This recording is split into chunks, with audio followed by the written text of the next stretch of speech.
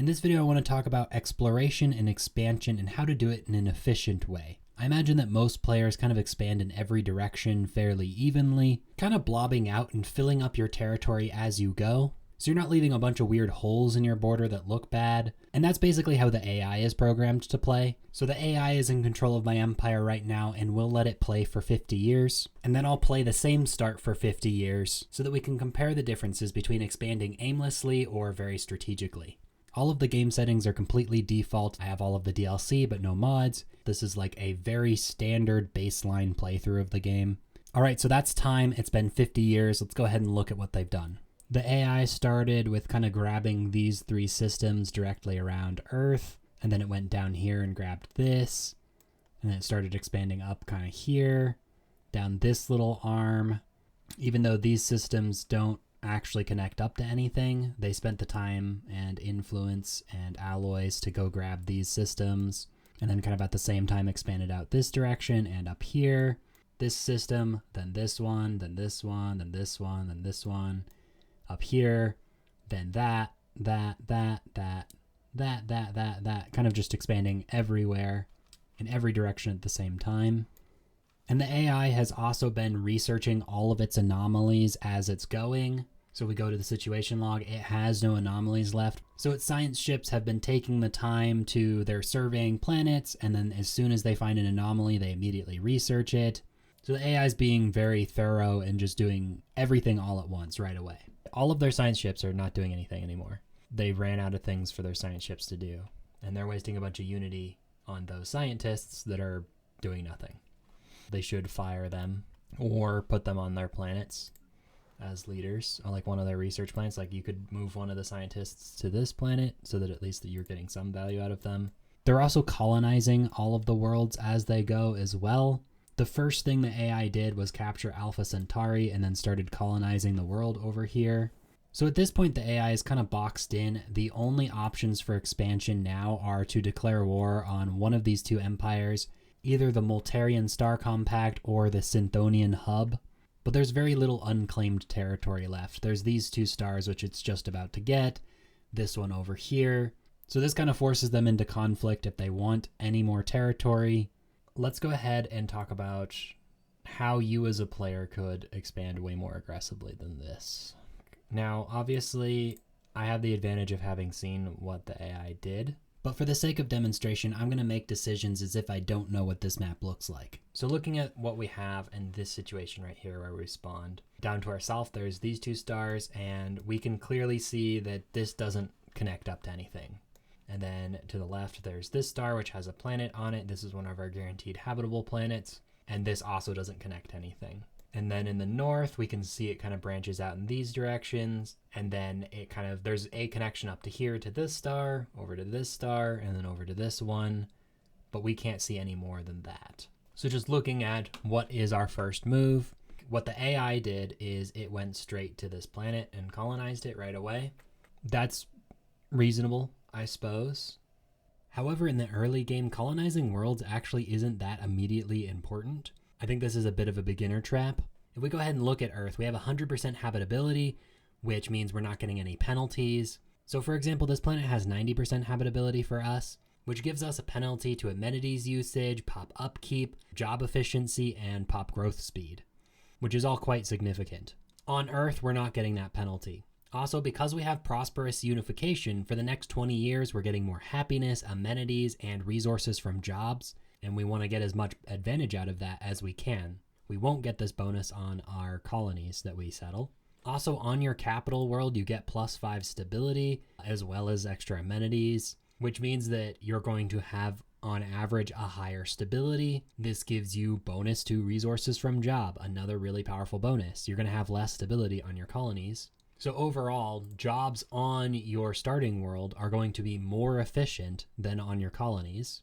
And there's still plenty of room to expand this world. We have 6 available district slots. We have tons of building slots available. So we can still build a lot of new things on this planet and get a lot more jobs working on it before we start needing to colonize. Obviously, once you're out of district slots and you're out of building slots and you can't expand the planet anymore, that's the point at which you need to start colonizing to get more of those districts and building slots. And then to add to that, colony ships are not super cheap, and those resources can be used in better ways in the first little bit of the game. So instead, I would kind of just ignore this planet and start expanding north and trying to get more information about, what's in the galaxy, what's in our region, where are other empires, how do the hyperlanes connect up, and looking into that. And we can always come back for the planet later when we need it. And then, given the information we have right now, yes, I did just watch the time lapse. Yes, we do actually know where these stars connect up. But assuming we don't know anything, going up north or going down south, like either of these have an equal opportunity. Like we don't really know which direction is going to be better. So we'll survey this direction, whatever. I would actually not build these orbital stations here. So with your construction ship, what the AI did to start out with is it started building, this mining station, and then the research station that you start out with. So, it did these things.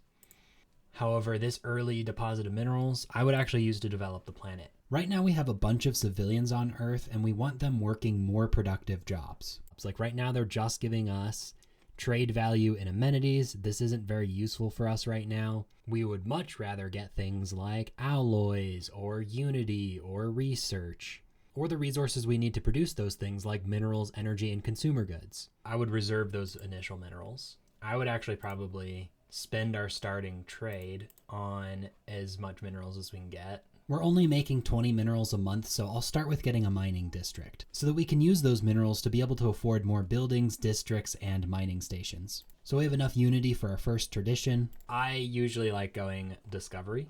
This helps your research. Research is very powerful. But the one that I want to talk about particularly for this video is the edict map the stars, just from getting the first opening pick of discovery. So because we moved up with our science ship, we've gotten more sensor data on these hyperlanes, so we can kind of see how they connect up more. And this data helps us decide kind of what path do we want to take with our science ships. So if we go to our government tab and then we go over to policies and edicts, we have unlocked the Map the Stars edict. This gives you 25% survey speed. That's very good. This thing stops being useful later into the game. Right now in the early game is when this is the most useful. In the late game, there's nothing left to survey. Anomaly discovery chance is good.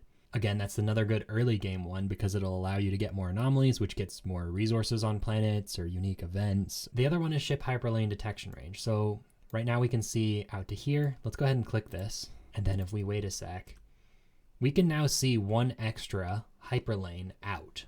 This allows you to make decisions about what are dead ends, what places continue to connect up. Like if we remember this path out here, right now we would have no reason of knowing that it doesn't connect up this way. So this lets you make decisions about where to send your science ships just a little bit earlier. It has not even been a year and we've gotten our first district, which means more minerals, which will allow us to build things on our planet even faster and get these civilians working as quickly as possible.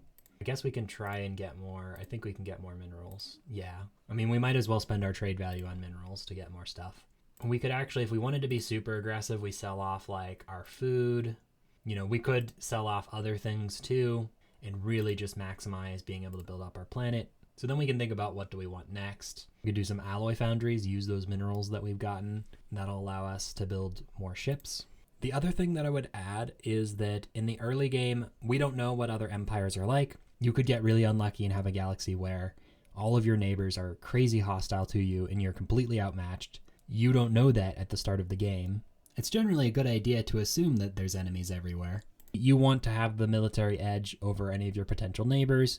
That gives you options.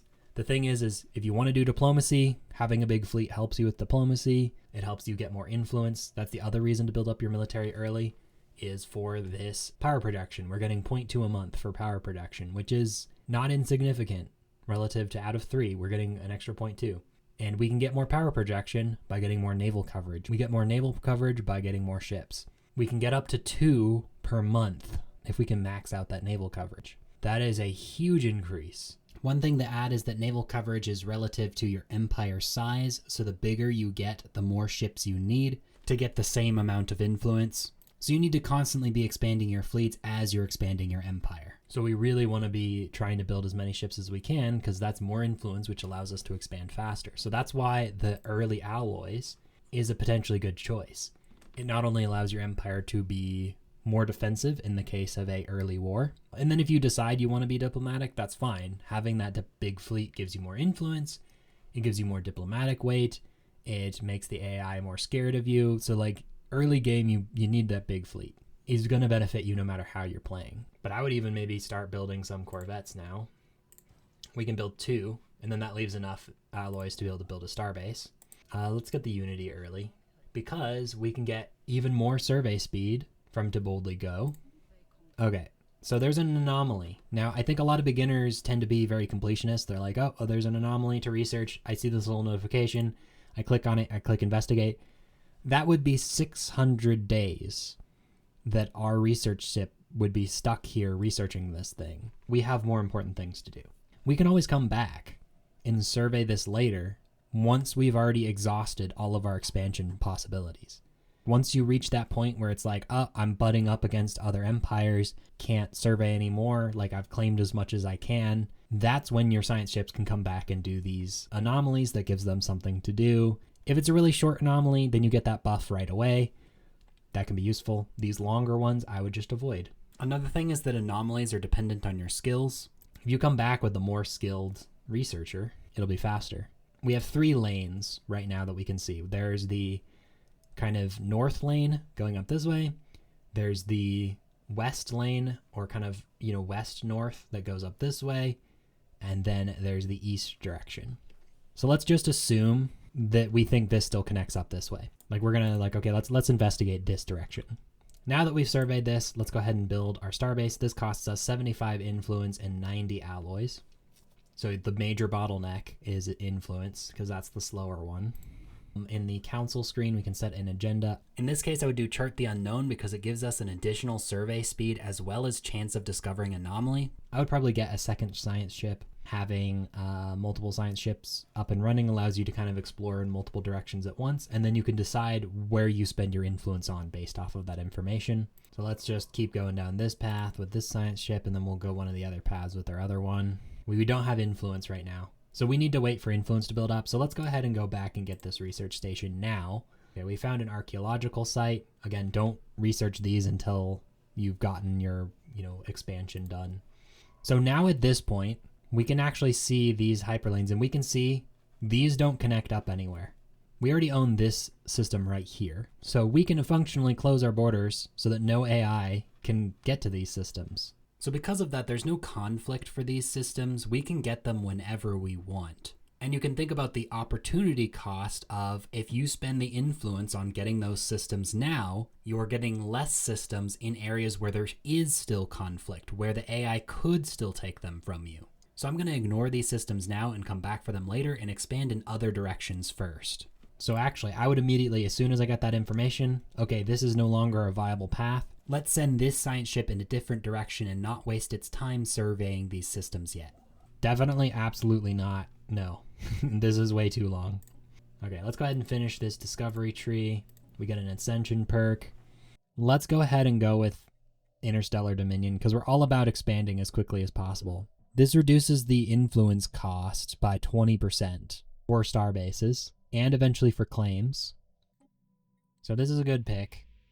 And this is going to save us 20% influence on all of these purchases. That's huge. That will allow us to expand faster.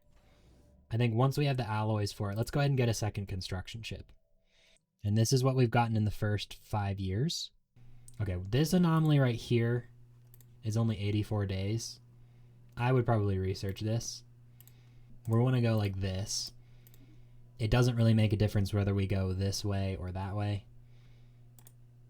But, we're kind of just trying to survey the minimum amount of systems to get as far, kind of deep as possible into the galaxy. So this is kind of a weird, little shape. You can kind of just pick whatever direction, but if we look at it, these don't connect up anywhere. These don't connect up. So pretty much this is the system we want to get to. What's the fewest stars? So I'd go here, here, here, here. I don't need to look at anything else. If I can get up to here, I put a starbase there. All of this will eventually be mine. We could go expansion, since we're all up. This video is all about expansion. Starbase influence cost would be the big one that we would want out of this. Let's go for it. Let's get that more influence for cost reduction. Okay, let's get this Corvette, and then we'll be maxed out on our naval capacity. I believe, if I'm correct, this is about the Dimas was about as far as the AI got in this direction. So let's see how far we get compared to the AI. And let's get this reduction for influence cost. Actually, I'm going to cancel this and build it again. So now we have, it's 52 influence. It was 75 at the start of the game. So we've met a fallen empire. This thing we're also getting to learn, you know, another reason to expand in this kind of way is that we're learning more about kind of who are we dealing with, what direction are their enemies, what direction do we need to fortify in. We're gathering information earlier. By building up our ships, we've almost got an additional influence per month. Okay, we've gotten another encounter. It's always good to, when you get the encounters, like zoom in and see what you're looking at. Okay, this is just the space whales. That's not a problem. And then we have kind of, do we go this way or this way? I guess we'll go up here. It doesn't usually make too big of a difference. You can also tell kind of galactically what direction you're going in. You can make a guess. Like if it's about to go towards the edge of the system, like here, like this one is a pretty far distance. It's unlikely to have a hyperlane that long. So this is probably a dead end. So you can kind of make guesses like that. Do you think this will end in a dead end or not? Up here, let's go ahead and survey this way. See what we can find. And we can tell that there's this Fallen Empire up here. The Fallen Empire functionally works as like a little blockade, at least for a while. You don't have to worry about them too much. So we are starting to reach the point where we are running out of influence. We're expanding too fast. Our mining ships can do other stuff while we're waiting for influence. Naval cap, that's good. We can start working on building up our fleet again. And then let's go ahead and get some more corvettes. Actually, at this point, I think I'm going to go ahead and switch this over to more shipyard. Let's keep producing corvettes. So if we look at this little chain of stars, again, this is another, we don't need to actually look down here. This is just going to connect up to here, maybe, which, you know, is still within our control. So we actually don't care. We'll just continue going down this way. Let's go ahead and build a starbase up here. I know I'll definitely want one up here because there's multiple planets in this system and it's a good choke point. And it's far away from our initial starbase, and it's nice to kind of spread out your starbases. So if you ever need to repair your ships, you don't need to travel too far to get those repairs. Let's go this way.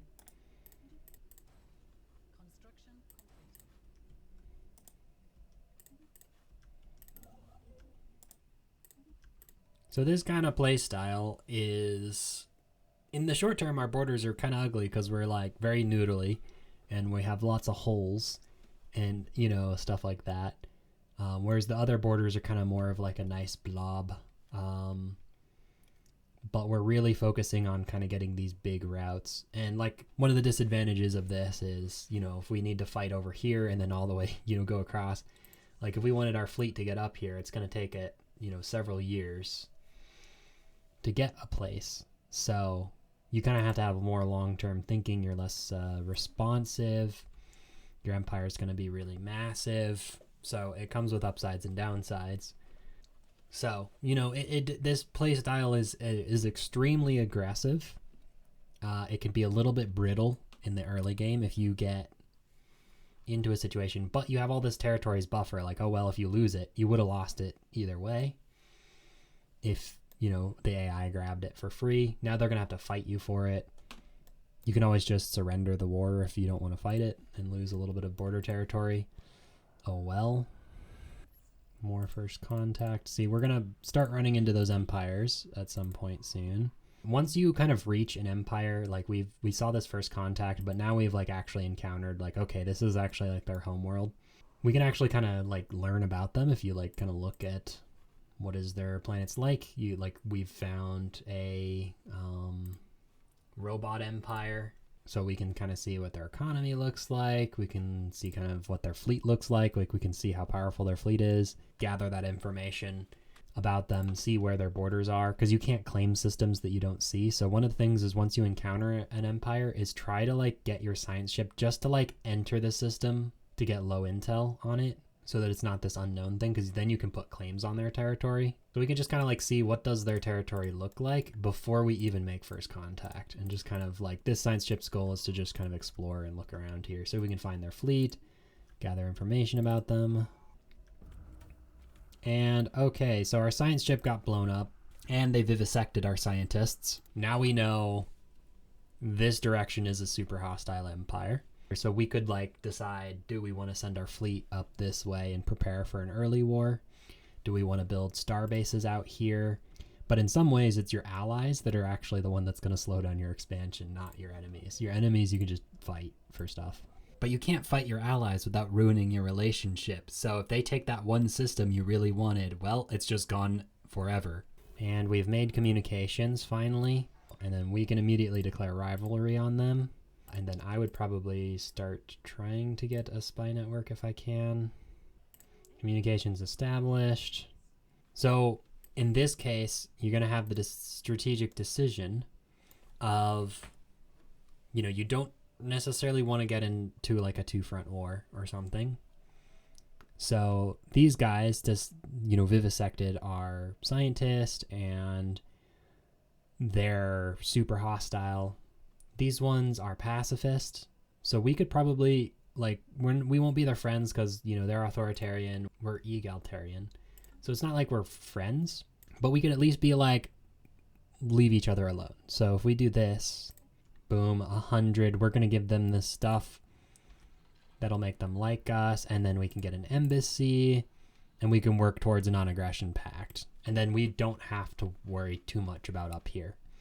That's cheap for us, and this means that we can move our fleet over here, deal with this guy, and we can always break that non-aggression pact. Well, we haven't made a non-aggression pact yet, but we can work towards building a non-aggression pact, and we can break it when we are ready to go after them. So we've started to hit up against a wall here. We can try and take, I think, Lachium, and that's about as far as we'll be able to get down this track, and we can start filling in, you know, these spots now that we've kind of started to hit up against this empire. It's really good to do if you have it. The Artisan Guild, become their patron. They sometimes give you, it's like pay 500 energy credits for 50 influence, which is like super worth it. So let's get a shipyard out here, crew quarters. That way our fleet can kind of be more forward deployed against this threat. We know that up here, we don't need to worry about a conflict anytime soon. Oh, look, we can already get a non-aggression pact. So we're 26 years into the game. The AI took about 38 years into the game to meet these two empires that are next to them. I already met them, and we've gotten started on our diplomacy. We've started to figure out who our enemies are, so we're like, we understand. And that gives you time to like adjust your economy. Like if you are surrounded by tons of enemies, then maybe pull back from research and focus on alloy production and getting your, like, militarizing your economy. Or if you're surrounded by a bunch of friendly things, then maybe focus on out-researching them. In the north, we've determined this is about as far as we're going to be able to go over here. This system right here is about as far as we're going to go up north, but we're claiming all of this, all of this. The one thing is, when you're hostile and you're willing to close your borders, you just need the one system. However, the AI will sometimes go, like they will sometimes leapfrog your one system and then take like something like this, which is extremely annoying. So you do want to kind of fill out by the border. They won't leapfrog you a ton.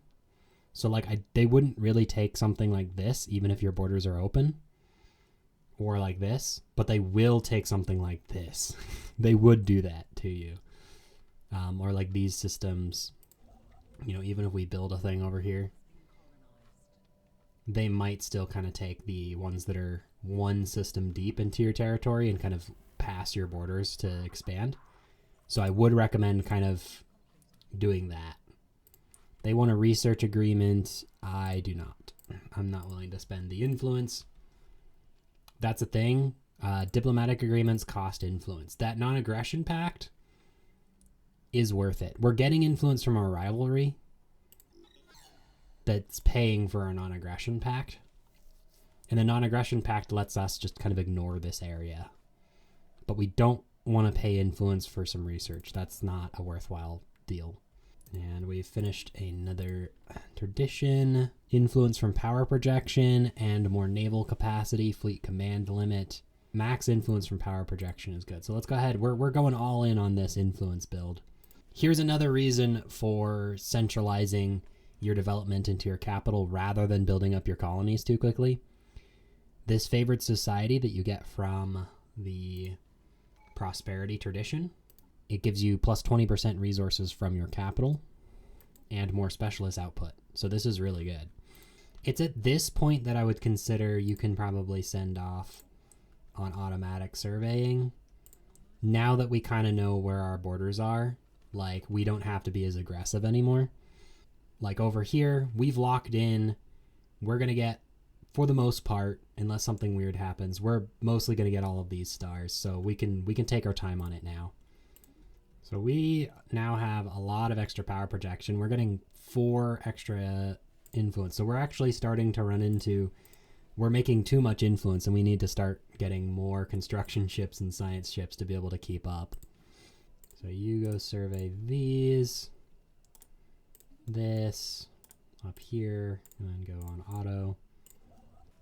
It's nice to have some construction ships on automation to just run around and go build all the mining stations. Now that we've kind of surveyed most of these like stars and we're starting to fill it up, we can set our automation to anomalies, archaeology sites, research thing, and astral rifts. Let's just check on our science ships. So you don't really need to like go over here.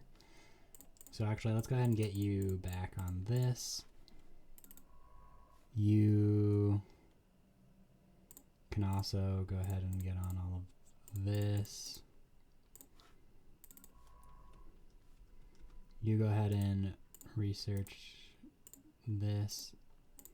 And at this point, we're kind of done surveying. Like, we kind of know what we know. We don't really need to survey things that we're not going to be able to actually expand into. So we might as well kind of pull back from surveying. Because they'll just run around surveying all those little systems that we don't really need. And, okay, that is time. Let us compare the same galaxy, more or less. So we really focused on those choke points, and we've mostly filled out our territory in the same amount of time. We're pushing way more north up here. We're pushing way more out over here, because it previously, this Duib was the furthest they had gotten. Or actually, no, it was this, Dimas. This was as far as they got. So all of this territory out here, all of this is territory that we've gotten in addition that the AI didn't get in the same kind of simulation. This is all of the territory that we've gotten up here that's new. And that's without a single war. We could have gone to war with these guys if we wanted to, but for the sake of this demonstration, I'm talking about what can you do to make your territory bigger, strategies that you can use without having to go to war. This is a pretty fun, very aggressive way of playing. And then you can kind of prioritize, like up here in the north, we don't have to worry so much about them. We don't need to have a big fleet in the region because they're not going to attack us. We have a non-aggression pact. They're friendly with us. We can decide at any point to attack them. Heck, we might even be able to propose subjugation. And there, now we go, because we've been friendly with them without a single conflict, we've gotten our subject up here. Depending on your galaxy settings, this strategy can be more or less effective. The important things to consider are what is the galaxy shape? So this elliptical default setting, you can still see I was able to do quite a lot of that even on elliptical with 1 times hyperlane density. If you increase the density, let's go ahead and do full density. You can see like it should be very obvious that there's way more of these connections. All of these stars are really linked up. So this kind of strategy doesn't work with this kind of type of galaxy where there's tons of connections. I really don't like playing on galaxies with like full hyperlanes because it minimizes geography. Let's just show the other extreme. Let's go to 0.5. So in this case, it's like even more of these very small kind of like spindly paths. So something like this could be fun. You're going to have more interesting empire shapes as well if you have a galaxy like this, because they're kind of going to like wrap around these different areas, things like that, rather than everyone kind of just being an even blob. And then the different shapes of the galaxy is going to have a big impact on kind of where our choke points. Like, if you look at something like the Bard Spiral, literally this one star right here connects half of the galaxy up. There's no other connection. So, like, the value of this one system is so high. Actually, this spawn is terrible because this Fallen Empire, if it closes its borders to you, you have to go through the Fallen Empire to get to the other half of the galaxy. So something like this could be really interesting. The conflict there is going to be really exciting. So I kind of like this. It's more unfair. You can end up in a situation where you get lucky and you spawn like right here and you have a really cool system. It's nice to kind of be tucked in a corner. Like, say if you got spawned over here, or like imagine getting spawned over here and having no one else up there. You get to get all that territory and then you have like a single choke point to defend your entire empire. Like, that's awesome. The main takeaway is this strategy is more or less effective depending on the type of galaxy setup that you have. And you don't have to be quite as aggressive as I was in this particular example. Like, maybe you don't start with Interstellar Dominion. Maybe you just eat the more expensive influence cost. Maybe you don't get Galactic Force Projection for that extra influence. And maybe you use those Ascension perks on something else that you wanted to get with them. Maybe you don't go for Discovery first. You know, you can still apply some of these concepts to every playthrough. Like the idea of, do you really need to get that star right now? Is that influence worth it for one of these, like the Procyon and this? Like, I waited a long time to get these 2 stars down here. Is this a high competition star? Go get those ones first. And then low competition stars you can wait on. That's all I wanted to talk about in this video. I hope this is helpful. So with that, thanks for watching and goodbye.